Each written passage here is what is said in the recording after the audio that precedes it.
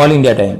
નમસ્કાર દર્શક મિત્રો, તારીખ 24/5/26ના આશરે 11:15ના સમયે મુક્તાનંદ સર્કલ પાસે આવેલ બાબા હોસ્પિટલની સામે રોંગ સાઈડમાં આવતી લાલ કલરની ઓડી કારે ઓટો રિક્ષાને ટક્કર મારી ગાડી ચલાવનાર ફરાર થઈ ગયો હતો। ઓટો રિક્ષા પલટી મારતા અકસ્માત સર્જાયો, જેમાં કનક કુંવરને ઈજા પહોંચી હતી, જેથી એસએસજી હોસ્પિટલમાં સારવાર હેઠળ ખસેડાયા।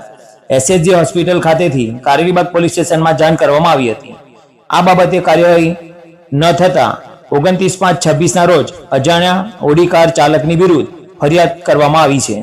રિપોર્ટ દેવીલાલ મેવાડા, વડોદરા। 24 તારીખે રાત્રે 11:30 વાગે 11:15 અમે સ્ટેશન જતા હતા અને ફોર વ્હીલ વાળાએ રોંગ સાઈડમાં આવી અમારી રિક્ષાને ટક્કર મારતા હું રિક્ષામાંથી પડી જતા રિક્ષા મારા ઉપર પડી અને મારો ડાબા પગનું હાડકું ભાંગી ગયું। તેથી હું 6 દિવસથી પોલીસ સ્ટેશનના ધક્કા ખાઉં છું। પોલીસ વાળાએ ખાલી અરજી મારી લખી, કાલે આવો, 9 વાગે આવો, કેમેરા આટલા બધા છે, એ લોકોને નંબર પ્લેટ નહીં દેખાતી, એમ કે નંબર પ્લેટ નહીં દેખાતી।